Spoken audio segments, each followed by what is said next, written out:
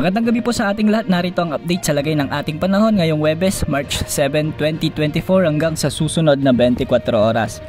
Sa ngayon ay amihan ang nakakaapekto sa extreme northern Luzon at easterlies naman ang patuloy na magdadala ng mainit na panahon sa malaking bahagi ng ating bansa. Ito rin ang magdadala ng mga isolated rains lalo na sa silangang bahagi ng Luzon kasama na ang Visayas at Mindanao. Sa ngayon makikita natin sa ating satellite images na malinis at walang inaasahang sama ng panahon o bagyo na mabubuo sa paligid ng ating area of responsibility hanggang sa susunod na 3 hanggang 5 araw. Sa Metro Manila at natitirang bahagi ng ating bansa ay mababa rin ang tsansa ng mga pag-ulan ngayong gabi.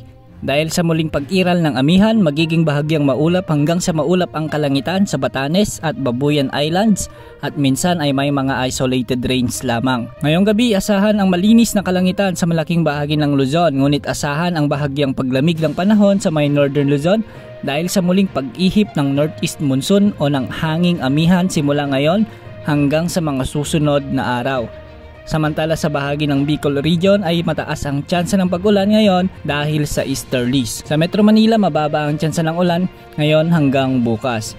Sa Visayas ay wala naman tayong inaasahan na malawakang pag-ulan, ngunit asahan ang mainit at maliwalas na panahon bukas dahil pa rin sa epekto ng umiiral na easterlies. Sa Eastern Visayas asahan na may mga isolated rains bukas pagsapit ng hapon at gabi dahil naman sa mga localized thunderstorms. Sa Mindanao, posible naman makaranas ng mga isolated rains ang Caraga at Davao Region pagsapit ng hapon at gabi at may mga pag-ambon na rin sa bahagi ng Soc-Sargen at Lanao del Sur.